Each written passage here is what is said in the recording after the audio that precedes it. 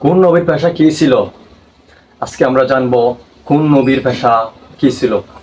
Number 1, আদম নবী। আদম নবী ছিলেন একজন কৃষক। হ্যাঁ, 1 নম্বর হচ্ছে আদম নবী। আদম নবী হচ্ছে একজন কৃষক, তিনি একজন কৃষক ছিলেন। নাম্বার 2, নূহ নবী। নাম্বার 2, নূহ নবী। নূহ নবী একজন ছিলেন কাঠমিস্ত্রি। হ্যাঁ, আমাদের নূহ নবী ছিল একজন কাঠমিস্ত্রি। নাম্বার 3, শীষ নবী। শীষ নবীও ছিলেন একজন কৃষক। হ্যাঁ, নাম্বার 3 হচ্ছে শীষ নবী। শীষ নবী ছিল একজন কৃষক। নাম্বার 4, ইব্রাহিম নবী।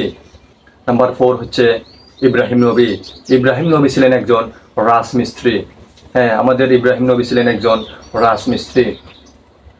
ইদ্রিস নবী। ইদ্রিস নবী ছিলেন একজন দর্জি। দাউদ নবী ছিলেন একজন কামার। ইলিয়াস নবী ছিলেন একজন তাঁতি। ইলিয়াস নবী ছিল একজন কাল। শোয়েব নবী ছিল একজন রাকাল। সুলাইমান নবী ছিল একজন শাসক। হ্যাঁ, আমাদের সুলাইমান নবী ছিল একজন। মূসা নবী ছিল একজন রাকাল। হ্যাঁ, আমাদের মূসা নবী ছিল একজন রাকাল।